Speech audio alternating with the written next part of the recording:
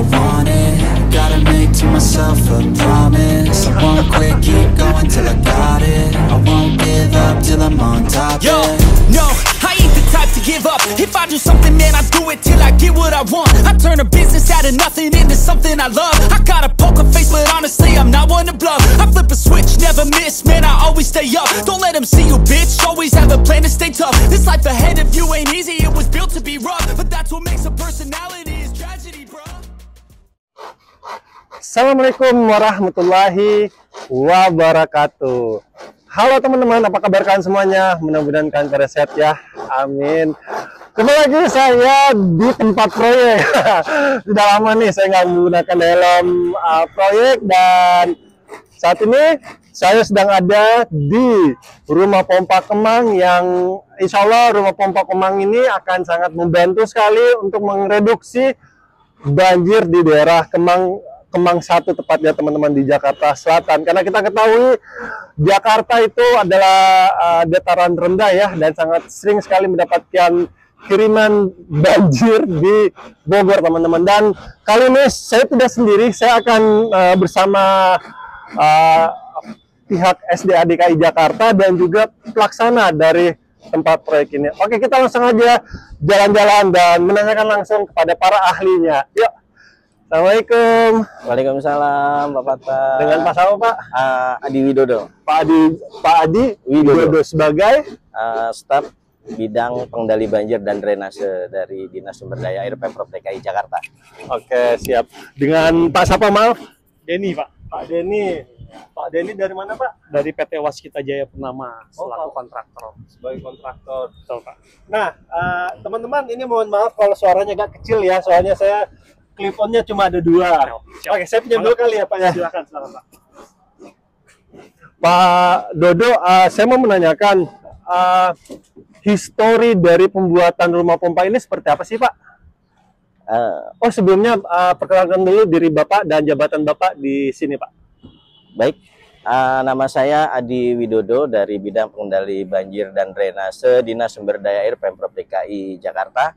Saya di sini sebagai pengendali lapangan dalam proyek pembangunan sarana dan prasarana pengendali banjir kali dan sungai. Nah, Pak Dodo, Jakarta kita ketahui merupakan daerah dataran rendah yang sangat sering sekali mendapatkan kiriman banjir dari Bogor. Nah, saat ini SDA DKI Jakarta sedang membuatkan rumah pompa di Kemang ini. Gimana sih, Pak, sejarah dari pembuatan rumah pompa Kemang ini? Oke, baik. Jadi seringnya terjadi genangan atau banjir di daerah Kemang ini. Yang pertama memang karena satu tadi konturnya sangat rendah di Kemang Raya ini. Yang kedua, saluran drainase itu lebih rendah dari tinggi muka air ketika terjadi banjir. Disitulah sehingga sering ketika musim hujan itu terjadi genangan di kawasan ini. Nah, hal tersebut yang membuat Dinas Sumber Daya Air melakukan sebuah kegiatan pembangunan penambahan pompa di Kemang ini untuk membantu nantinya mengendalikan atau mereduksi banjir di daerah Kemang ini. Semoga dengan nanti setelah terbangunnya rumah pompa ini, yang kita harapkan daerah Kemang ini, Kemcik sekitarnya tidak ada lagi genangan atau antrian-antrian air di jalan ketika terjadi hujan dengan intensitas yang cukup tinggi. Nah, Pak Dodo, kita ketahui bahwa beberapa saat lalu ada namanya proyek 942. 9 polder, 4 ruang limpah sungai, dan 2 sungai yang direvitalisasi. Dan salah satunya adalah pembuatan ruang limpah sungai di Waduk Brigif Jagakarsa, Pak ya, Jakarta Selatan. Nah, apakah pembuatan Waduk Brigif tersebut belum cukup menampung kiriman air dari Bogor ataupun dari Kali Kerukut, Pak? Oke, jadi RLS Brigif yang dibangun dalam program 942 tahun lalu itu dapat mereduksi banjir dari hulu Kali Kerukut. Namun hujan yang terjadi di bawah RLS Brigif seperti Cilandak, terus Pondok Labu itu tidak dapat direduksi oleh RRS Brigip. Jadi larinya langsung masuk ke daerah Kemang sampai dengan hilir. Oke. Nah Pak, rumah pompa Kemang ini sebenarnya untuk mereduksi di wilayah mana aja sih Pak? Untuk pompa Kemang mungkin khususnya itu mereduksi genangan-genangan yang ada di Jalan Kemang ini, Pak. Daerah Kemang. Oh gitu. Nah, kesulitan-kesulitan apa aja yang dialami dalam pembuatan rumah pompa ini, Pak? Baik, untuk tingkat kesulitan mungkin nanti bisa dijelaskan oleh Pak Denny selaku Project Manager dari Waskita Jaya Purnama selaku pelaksana di dalam kegiatan ini. Oke, mohon izin Pak, tripodnya cuma ada 2. Siap. Ya, Oke, Pak. Nah, Pak Dodo, Pak Denny ya? Ya, Pak Denny, sebelum saya menanyakan kesulitan apa saja yang ada di sini, saya mau nanya dulu, pembangunan rumah pompa Kemang ini berawal dari mana sih Pak? Untuk area rumah pompa Kemang ini dimulai dari bagian inlet, kita nyebutnya ya. Di sebelah mana itu Pak? Ada di sebelah sana, Pak. Oh, jadi pas begitu masuk dari drainase langsung ke masuk inlet. Inlet, dari inlet kita di kolam olakan itu bagi 3 segmen, Pak. Inlet, terus sampit, sama olakan. Inlet penghubung antara saluran drainase ke olakan. Pompanya sendiri ada di olakan sini, Pak. Oh, okay. Jadi elevasi dari inlet, dari saluran drainase masuk ke inlet, terus di situ ada yang namanya sedimen trap atau kantong lumpur, biar si lumpurnya tidak bisa terpompa. Kita ada yang namanya pakai pompa lumpur. Habis dari sedimen trap itu langsung ke olakan. Air dari olakan ini akan langsung kita pompa ke Sungai Kali Krukut, Pak.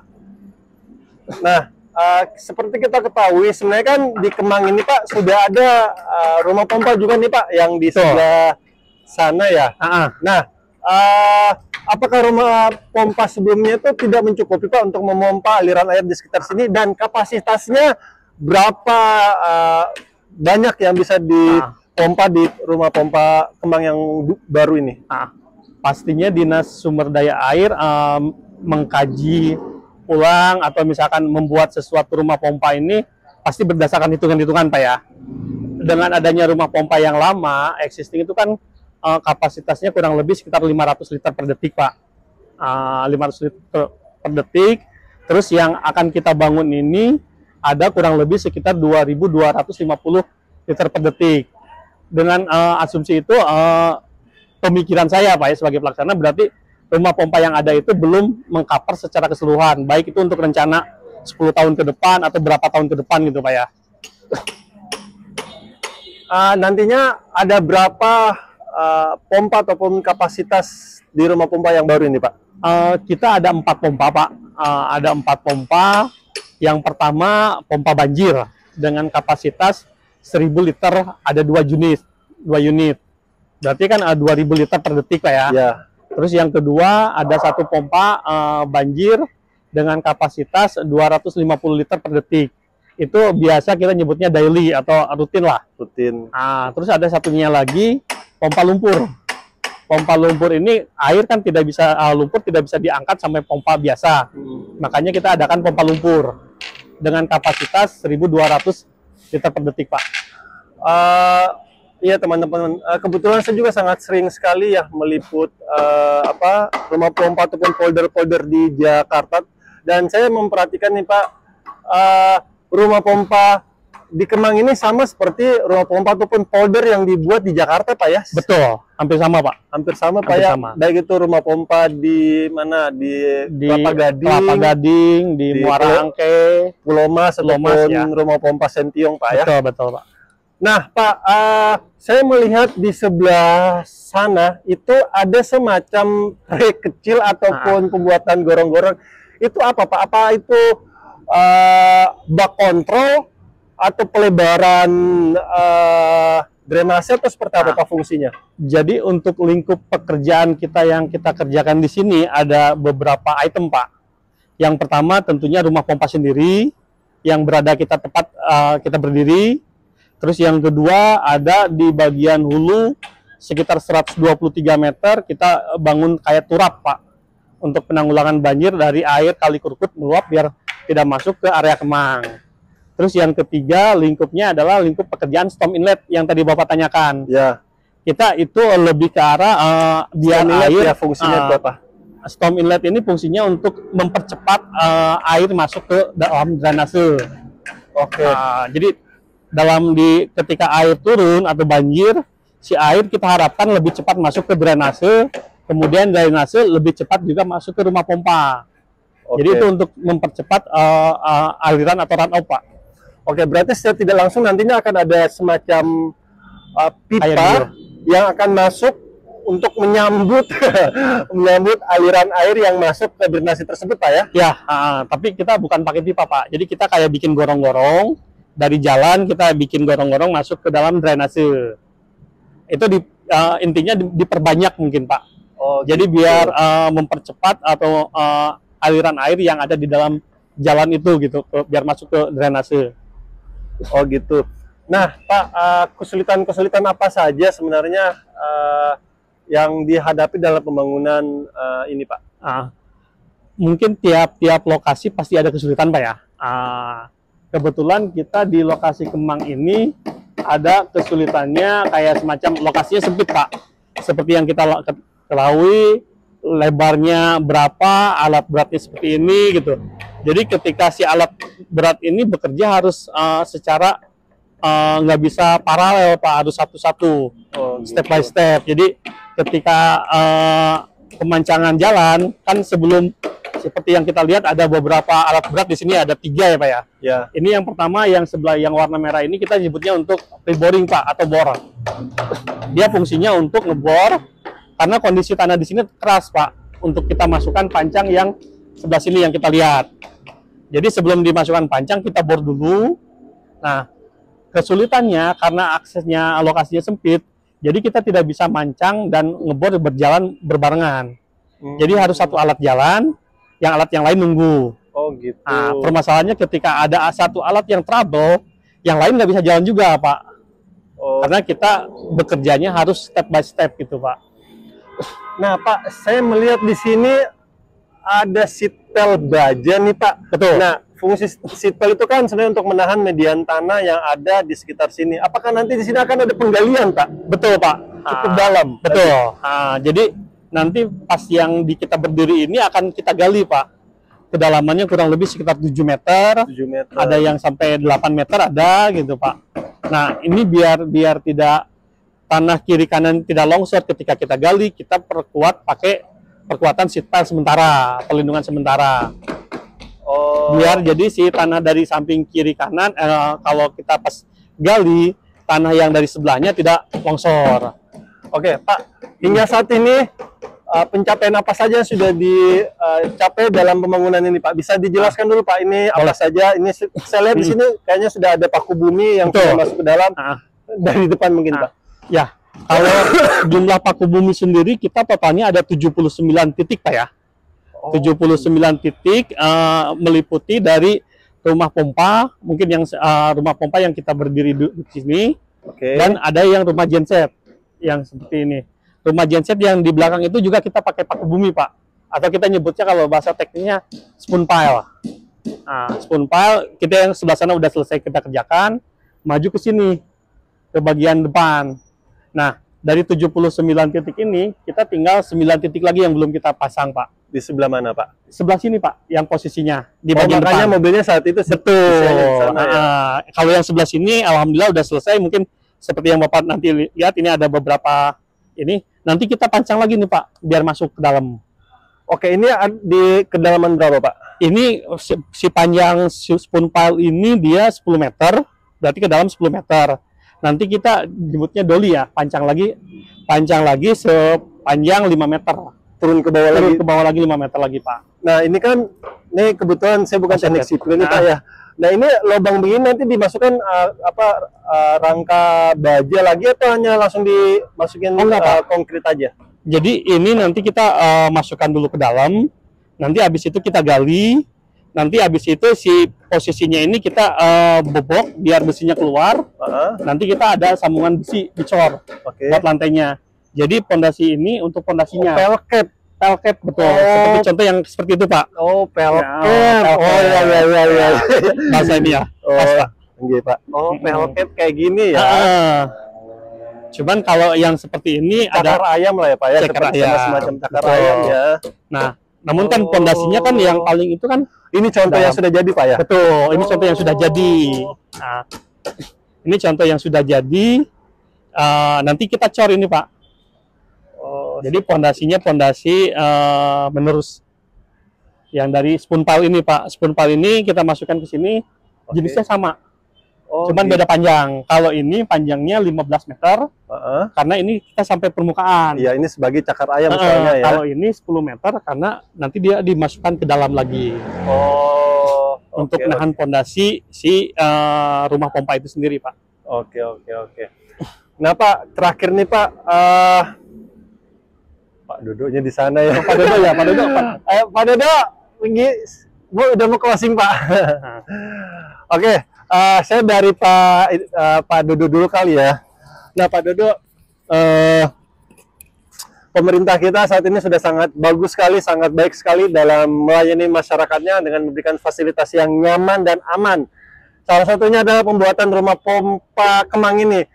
Nah, Pak, masukan Bapak atau nasihat Bapak nih untuk masyarakat Indonesia ataupun Jakarta yang masih sering mengalami banjir, kira-kira nasihat Bapak untuk masyarakat seperti apa, Pak?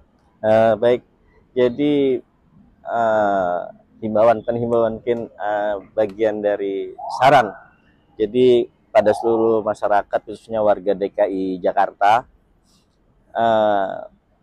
untuk bisa sama-sama menjaga atau memperkecil hal-hal yang dapat disebabkan oleh banjir, karena banjir itu ada dua faktor alam dan faktor manusia. Ya. Nah, mungkin kepada masyarakat yang pertama untuk tidak membuang sampah secara sembarangan, artinya membuang sampah pada tempat-tempat yang memang sudah disediakan.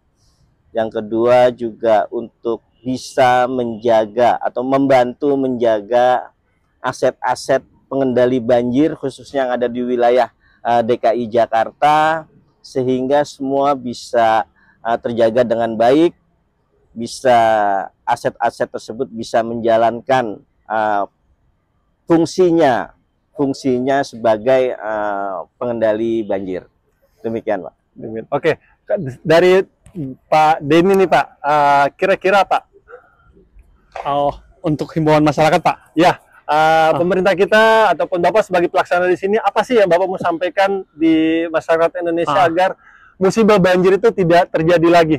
Ya, mungkin tambahan dari yang tadi sampaikan Pak Dodo, pemerintah kita sudah berupaya maksimal ya dalam mereduksi banjir ini dengan dibuat beberapa metode, salah satunya rumah pompa.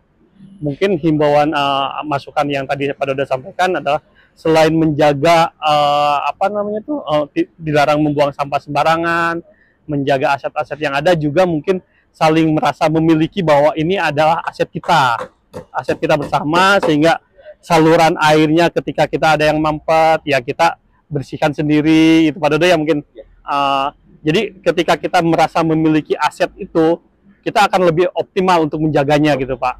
Ketika aset itu optimal, kita akan output yang dikeluarkan aset itu pun akan lebih maksimal juga gitu, Pak. Mungkin itu, Pak. Yes, betul sekali teman-teman apa yang disampaikan oleh Pak Denny dan Pak Dodo, bahwa pemerintah kita sudah sangat bagus sekali menyediakan fasilitas yang nyaman dan aman untuk rakyatnya. Sebagai informasi teman-teman untuk kalian, bahwa di Jakarta itu sebenarnya ada 3 penyebab banjir. Yang pertama adalah banjir kiriman dari Bogor, dan itu sudah diantisipasi oleh pemerintah kita dengan pembuatan bendungan Ciawi Sukamahi yang bisa mereduksi sekitar 30%. Dan yang kedua adalah hujan lokal. Ini diantisipasi dengan pembuatan proyek 942. Ini proyek sudah berjalan dari tahun 2021 dan ini sudah selesai. Dan ditambahnya rumah-rumah pompa seperti ini diperbanyak lagi karena untuk memompa genangan air yang ada yang mandek. Karena kalian masih sering buang sampah sembarang tempat, teman-teman. Jadi stop buang sampah sembarang tempat. agar jalur drainase itu tidak ada lagi namanya tersumbat. Dan yang ketiga adalah banjirop. Banjirop ini juga sudah diantisipasi oleh pemerintah kita dengan pembuatan rumah pompa. Kalau kalian perhatikan di pesisir utara Jakarta itu sangat banyak sekali dibuatkan rumah-rumah pompa seperti rumah pompa Sentiong. Itu juga sudah selesai dibangun dan ada namanya proyek NCSD, National Capital Integrated Coastal Development. Itu juga itu mega proyek Pak ya, itu yang NCSD Pak ya. Karena tanggul pesisir pantai dan tanggul laut nantinya itu proyek nasional dan itu terbagi atas 2 tupoksi milik pemerintah pusat dan SDA DKI Jakarta Pak ya, NCSD tersebut. Dan itu adalah semua bukti nyata bahwa pemerintah kita sangat serius sekali dalam penanganan banjir di Jakarta ataupun di wilayah kalian. Jadi yuk kita dukung pemerintah kita dengan menjaga kebersihan dan merawat fasilitas yang sudah dibuat dengan baik sehingga fasilitas semua yang telah dibuatkan ini bisa awet dan bisa kita manfaatkan semaksimal mungkin. Betul. Dan terima kasih Pak Denny atas waktunya dan Pak Dodo terima kasih atas waktunya. Kami bertiga teman-teman mohon maaf jika selama jalan-jalan tempat ini ada salah-salah kata ataupun salah-salah review. Kami bertiga hanyalah manusia biasa yang tidak luput dari kata salah ataupun hilaf. Dan akhir kalam saya Abdul Fattah Arifin dan Pak Denny Darisman, Pak. Dan Pak Adi Widodo. Mohon undur diri. Assalamualaikum warahmatullahi wabarakatuh. Indonesia maju. Terima kasih. Siap. Makasih sama-sama, Pak.